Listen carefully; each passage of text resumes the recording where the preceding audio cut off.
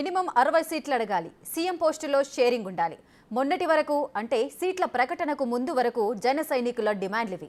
కానీ పరిస్థితి మాత్రం భిన్నంగా ఉంది. అందుకే పవన్ టార్గెట్గా అభిమానులు, కాపు నేతలు ఆయనపై విమర్శనాస్త్రాలు సంధిస్తున్నారు. చంద్రబాబుకు పవన్ కళ్యాణ్ లొంగిపోయారని బహిరంగంగానే కామెంట్లు చేయడం ఇప్పుడు చర్చనీయాంశమవుతోంది.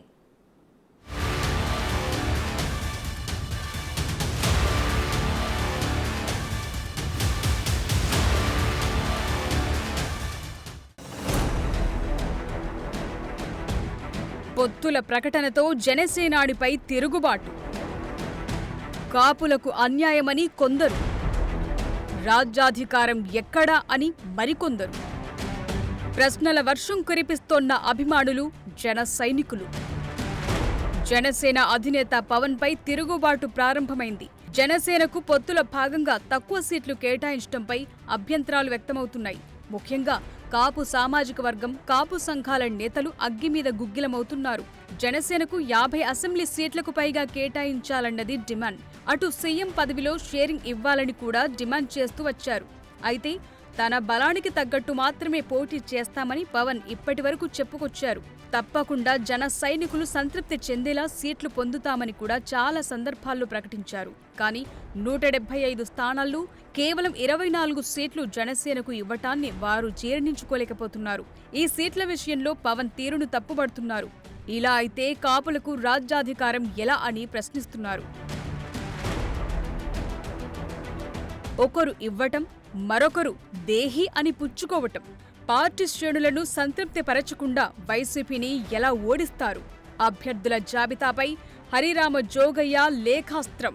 టీడీపీ, జనసేన అభ్యర్థుల జాబితాపై కాపు సంక్షేమ శాఖ రాష్ట్ర అధ్యక్షుడు హరిరామ జోగయ్య మరోసారి లేఖాస్త్రం సంధించారు. పొత్తుల విషయంలో పవన్ వ్యవహరించిన తీరును తప్పుబట్టారు.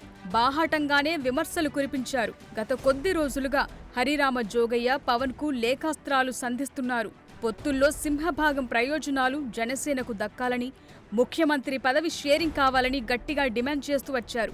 ఈ తరుణంలో అసలు జనసేనకు 24 సీట్లివ్వటం ఏంటని హరిరామ జోగయ్య ప్రశ్నించారు.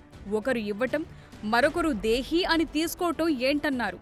బీసీలకు 50%, కాపులకు 25%, కమ్మ 4%, రెడ్డి 6% ఇవ్వాల్సి ఉండగా దానికి భిన్నంగా సీట్లు ప్రకటించారని అన్నారు.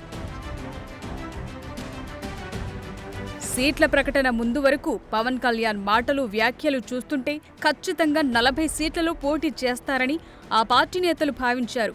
నేతల సమావేశాల్లో జనసేన 40 స్థానాల్లో గెలిచే సత్తా ఉందని, బలమైన నాయకత్వం ఉందని పదే పదే పవన్ కళ్యాణ్ చెబుతుండటంతో ఆ అంకెకు ఓకే చేస్తారేమోనని అందరూ అనుకున్నారు. కానీ తీరా ప్రకటన వచ్చేసరికి 24 స్థానాలకు మాత్రమే పరిమితం కావటం పట్ల పార్టీ శ్రేణుల్లో నిరాశ వ్యక్తమవుతోంది.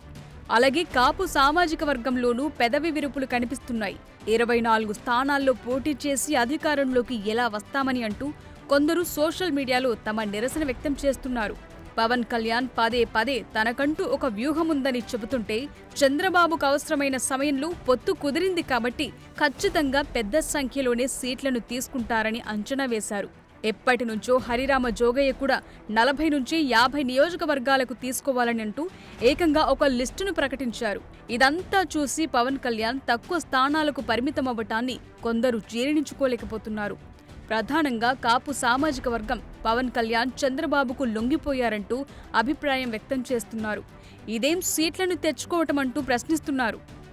అవతలివాడికి అవసరం ఉన్నప్పుడే రాజకీయాన్ని తనకు అనుకూలంగా మలుచుకోవాలని, అలా కాకుండా వారు చెప్పినట్లు తలాడించటం పవన్ కళ్యాణ్ వ్యూహమా అంటూ ప్రశ్నిస్తున్నారు. ఇలాగైతే ఇక అయినట్లేనని అంటున్నారు.